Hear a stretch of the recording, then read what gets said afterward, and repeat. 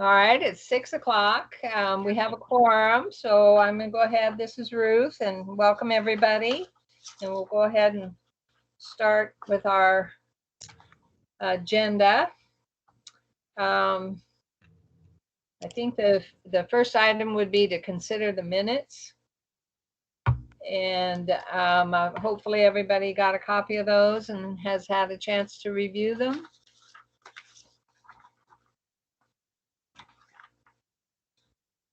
So I think what, oh good, we got a lot of people coming on now, so that's great.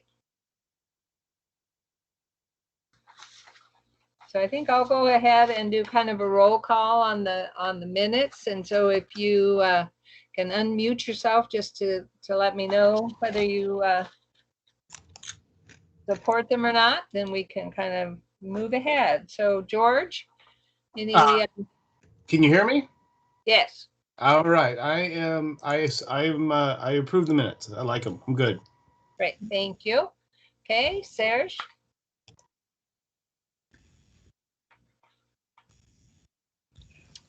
Sarah? Yes. Yes. Okay. And Alan? Yes.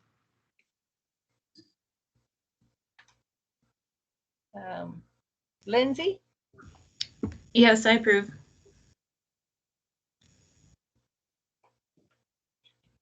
Holly?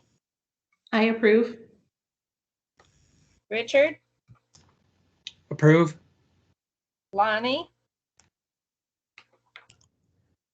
Approve.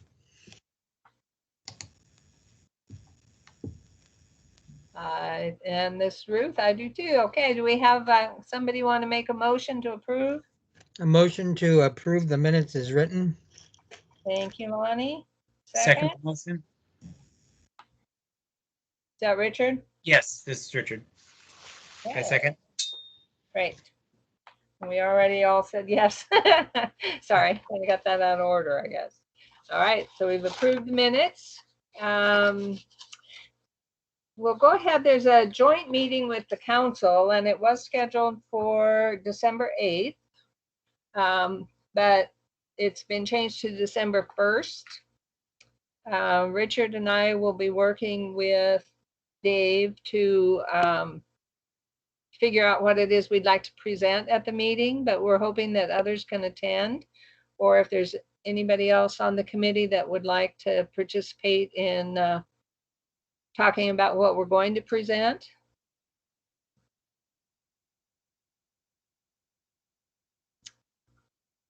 Then we'll send out more information. It will be via the computer, or this process for the meeting, but hopefully people will be able to join. And I guess, and I'll send out more information on that as we get a little bit closer. So we'll have to get the presentation in probably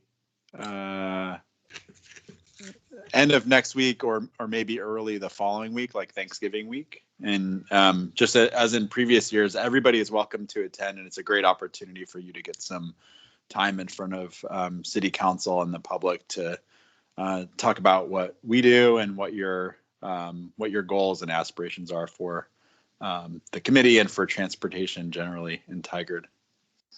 And this will be a virtual meeting, is that correct? Yeah, like every council meeting now, they're all virtual, so you can do it from the comfort of your own home. That seems pretty good. Pretty easy. Yeah. Yeah, if you have any comments or things you'd like to be sure that we cover, feel free to send those comments to Dave or Richard or myself. Okay. I went over public comment again. I don't know that we have any public comment to be shared during the meeting. No public comment. Thank you, Joe. Okay, well, Tegan, let's go ahead and talk about the traffic concern program updates. Perfect. So I'm going to share my screen here really quick. So give me 1 second to do that.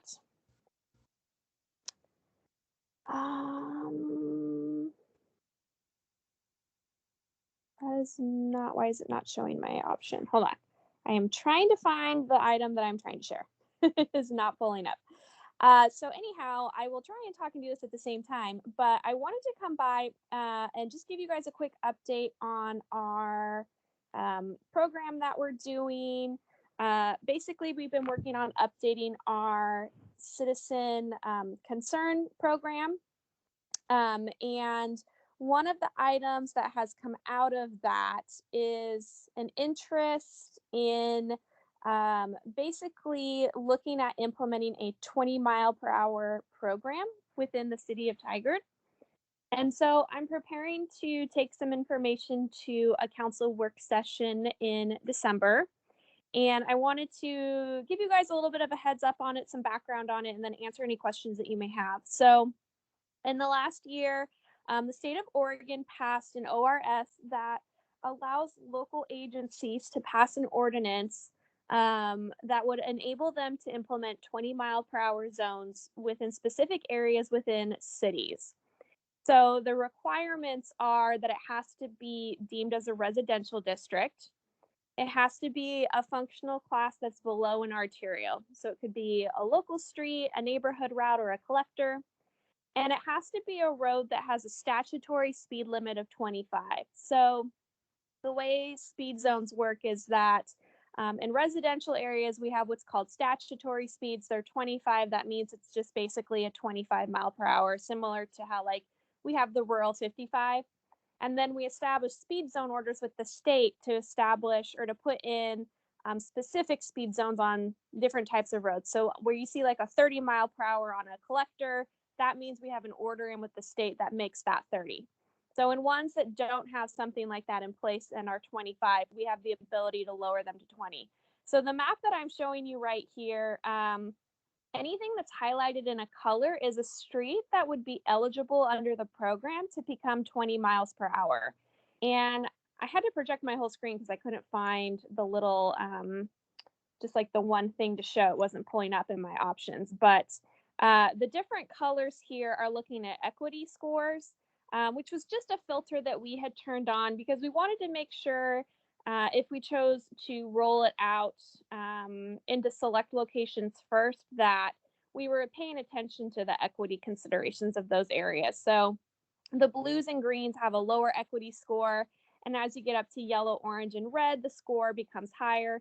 And that's based on some data that we have available that looks at things like population of older communities, car dependency, that kind of thing. So anything that's highlighted here would be a street that would be eligible under the 20 mile per hour program. What we are going to be proposing to council is that we bring forth an ordinance that would enable the city to enact 20 miles per hour on the streets that qualify within the city. But the caveat would be that they don't go into effect until we actually physically go out and put up a sign on these roads that says 20 miles per hour.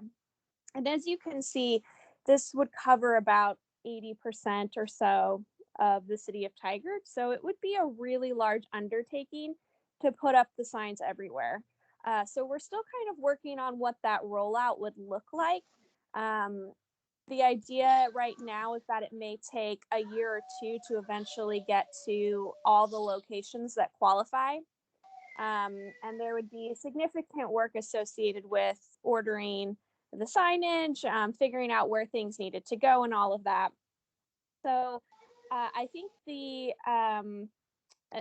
what I would be curious in hearing from you guys would just be your initial thoughts on the 20 mile per hour program.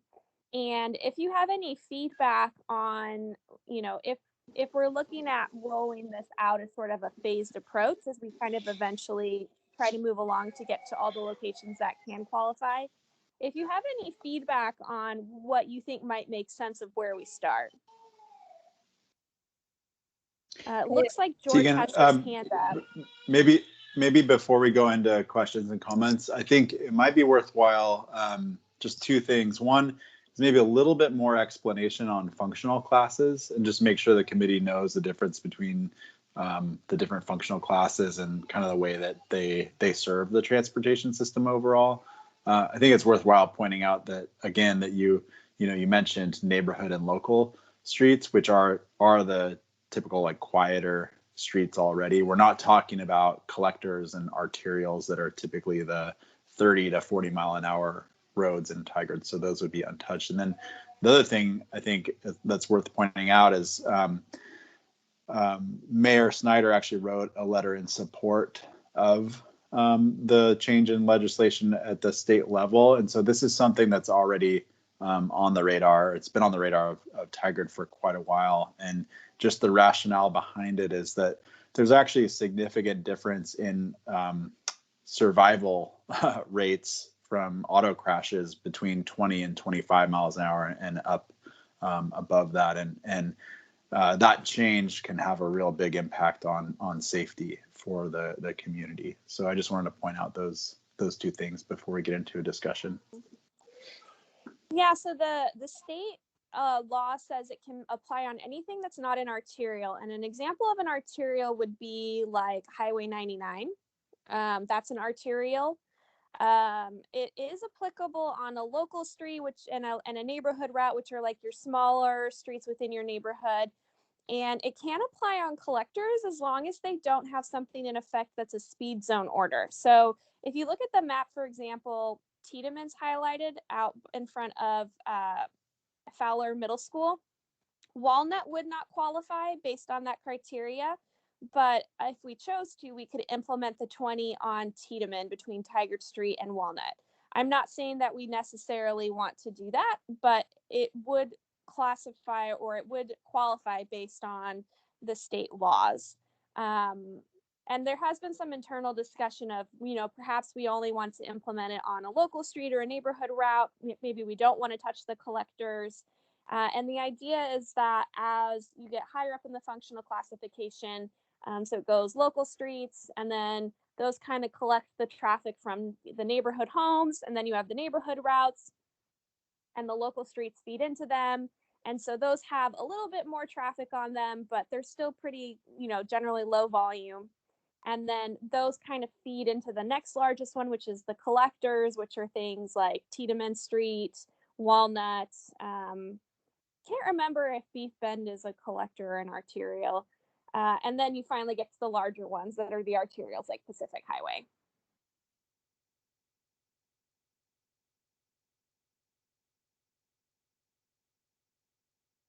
So why don't we go ahead with the questions? Alan, do you want to, Alan?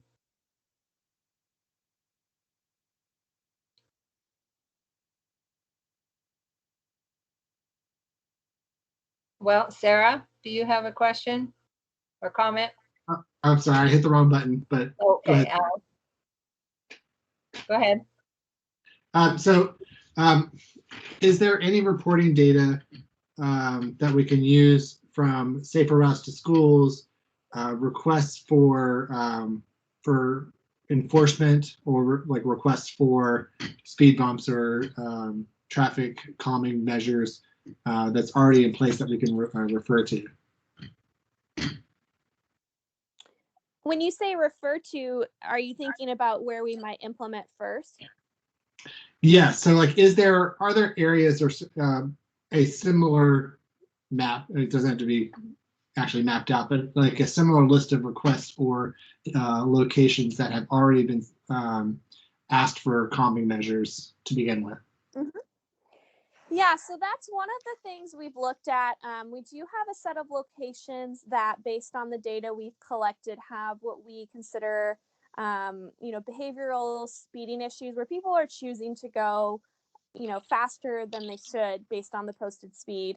So one of the ideas was that we may roll out there first, or potentially another option would be to look at the school zones, and instead of the areas that are 20 when school's in session or, during certain times of the day, we might just make them 20 to begin, or just all the time. So those would be two possible options.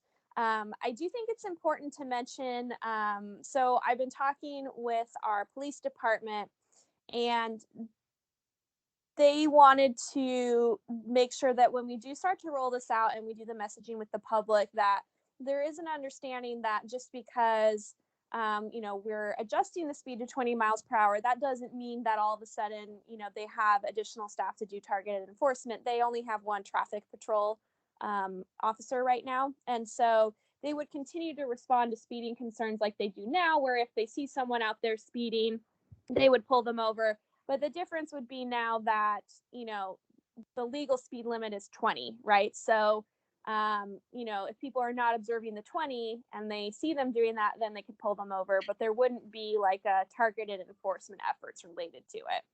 Okay. And So then I other mentioned question. that earlier. The other question I have two related is there any way to kind of identify what a cost would be for a road to actually implement measures, and where it would be better to maybe reduce the speed limit versus implementing the cost?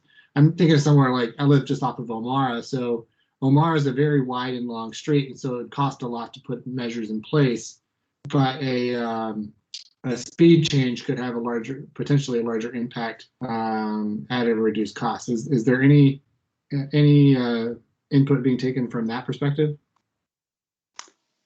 This No, is we purely haven't looked for, well, I was just going to say, Alan, this is the process that Tegan's talking about is for signage only right now. So we're not Yeah, talking about I traffic understand only that. measures necessarily. Yeah. No, I understand that, but if there could be a larger impact with slowing it down without actually implementing measures where it would cost a lot, or it would be difficult to do, maybe you could reduce the speed limit instead of actually putting a physical measure in place. So I think your question is a good one, and I think we'll find out, because we're going to be rolling this out citywide, so we'll have good before and after data over time that we can track. So yeah, that's a great question. Yeah, we do plan to collect some before and after data, and then that will also tell us where, we've still got issues that are happening, so we can report that to the police department and make them aware of where we're seeing, ongoing trends. There is a portion of people who drive that look at the posted speed and try and obey it, right? So if it's 25, they're going around 25. If we reduce it to 20, those same group of people will start driving 20. And then in areas where we have people speeding, they're already disregarding the posted speed and they're choosing not to go to 25. So I think the likelihood of compliance of them, necessarily now going 20 is maybe not a guarantee. It may cause them to actually start doing 25 now. Maybe they have a tolerance of, like, oh, I need to go a little bit slower. Or, it could also be that now they're going to qualify for a much heftier ticket because, if you're going 30 and a 25, that's only 5 above. But if you're going 30 and a 20, now you've started to broach into that higher level of fine because you're going, 10 or more over. And so there would be those implications for them choosing to make those behaviors as well. Okay, Sarah, your question? I have sort of two questions. One is, how is the public going to be informed about these changes and what the time frames are? And then when we do make those changes in those areas, what sort of signage are there? Blinking lights that say there's a new traffic change, and how long do those stay in place? Mm-hmm. Those are really great questions. So we are estimating that this will take us between 1 and 2 years to roll out completely throughout the entire city. So that doesn't mean we'll wait to start. It just means that it's going to take a really long time to get it out everywhere. And we're working with our community engagement groups to figure out what this messaging looks like and how we make people aware. We're talking right now about potentially putting together a website with some information and some surveys to get information from people about what they think of the program, what, rollout might look like. I think the messaging is really important because, there are some people who are really supportive of the idea. I've also heard from partner agencies that have rolled it out that, sometimes it draws scrutiny because people feel like, well, it's a lot of work to put out all these new signs and you're only lowering it 5 miles per hour. So is that meaningful? And so we need to make sure that we're getting the information out there so that people understand that, yes, the 5 mile per hour difference is actually very meaningful. It doesn't add much delay to a car. And while if you're in a car, you may not realize that 5 makes a difference, if you are walking or biking, it is incredibly meaningful for those roadway users. So we're looking at what sort of a public information program may involve and starting those conversations. I don't think that we have it completely planned out now, and to know all the answers, but it's something we're looking at doing. In terms of putting out like any sort of blinking signs or anything, because of the scale of how many locations we're looking and putting it at, we wouldn't have those resources available to put out flashing signs as well to, say, hey, there's a speed change ahead. We do that when we do a traffic control change. We'll put additional flags and things on signs if we're putting in a new stop sign. We don't generally do that for a posted speed change, but there will be a lot of information available. And then we're also looking at potentially getting yard signs that people could pick up as well, to put in their yards to kind of reinforce like, hey, it's 20 now, just to kind of help with messaging and visibility as well. Awesome. Thank you very much. Yeah. Okay, Holly, did you have a question? I do. So first of all, thank you, Tegan, for presenting to us. This is really interesting, and my street really needs this, so thank you. But I think a more general question, do you have data on either the percentage reduction you would expect to see by moving from 25 miles an hour to 20, or the reduction or the diminished or the severity of the injuries that you would see when you make that kind of reduction? I don't know that we have information on the level of compliance necessarily. I think that that's data that we'll start collecting as we start rolling out. We'll look at, okay, what were the trends before? Because we have pretty decent data through most of the city of what current speeds are historically. And then as we start to roll these out, we'll be getting new speed data. We count a lot of locations annually to see what the volumes of the roadways are and the travel speeds that people are going. So we'll start to get a sense of how effective it is in terms of adjusting driver behavior. There is information available, and I'd have to go look at the specific statistics, but there is information available about the survivability and the level of injury that someone would sustain if they were hit at 25 versus 20, and what that does in terms of their level of injury and the impact that collision has on them. But there is a lot of really good information available, and that's the kind of stuff we would be putting out with the public information campaign that shows that there is a significant benefit to survivability and just the outcomes of the crash. If you are out there walking or riding your bicycle and you're hit by someone going 20 as opposed to someone going 25 or 30 or 35. Thank you. Okay, George. Hey, I had a quick question. Instead of replacing the whole traffic sign, if it says 25, is there a possibility of just having a 0 printed to slap over the 5 and bolted to the sign to save some money? Yeah, you can sticker over signs. I don't think that they have as great of like a longevity as a new panel. There's also stuff we would have to check because as signs age, they start to have issues. So, for example, the retroreflectivity of them can become diminished over time. That's how well, if you're driving and your headlights hit it kind of like lights up and reflects back at you. And also, there were some updates to what the speed signs should look like in the last couple years. And so this would be an opportunity to update any panels that are not consistent with the current requirements that, are the old standard, but we might want to update. So I think in the scheme of things, the actual panel itself is a relatively small cost. What we will probably incur as most of the cost is the staff time associated with, figuring out where These signs need to be, back checking that we know where all the current 25s are and replacing them. We'll have to put some new panels in because it only applies in city boundaries. So, for example, kind of up in the Bull Mountain area, there'll be a lot of locations where it's in the city, so it can be 20, and then you hit unincorporated Washington County, and we have to sign that they're switching back to 25. So there'll be, calls for locates and, figuring out where the posts need to go and all that. I think that's actually what's going to be the most costly part, as opposed to just replacing the existing panels. I think City of Eugene was telling me that they initially scoped out their budget for just replacing their old panels, and I think their whole city was like $30,000 for just panels, which is, not in the scheme of things that expensive compared to some of the other, capital improvement work that we do. But I think that the cost of, those other things are actually what we'll feel the most. Okay, I think we have time for maybe one more question before we need to adjourn our meeting. Anybody have a short one?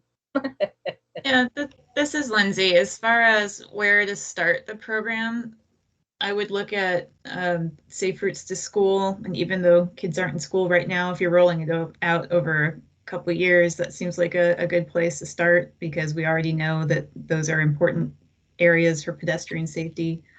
And then also trail connections for that same reason.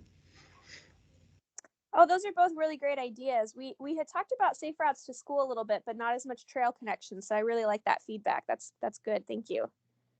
You're welcome. Thank you for including equity data with it, though. I really appreciate that being used more.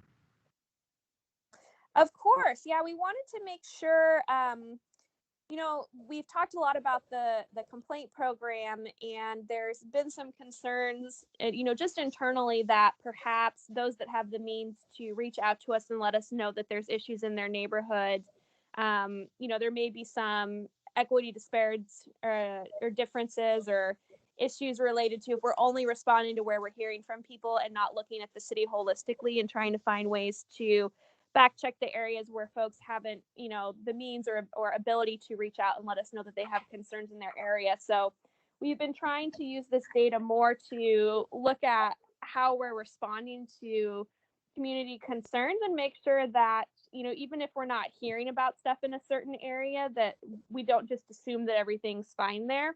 And we want to make sure when we're rolling out new programs like this that we're really paying attention to making sure that we're applying these resources equitably across the city. So I think you'll start to see this information used a lot more.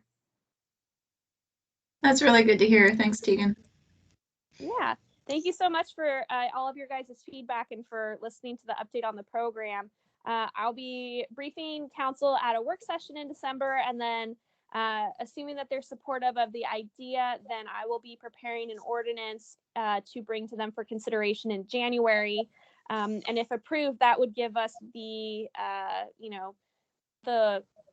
legal support, I guess, I don't know if that's the right term, but the ability to actually implement the 20-mile-per-hour zones and start putting up signs.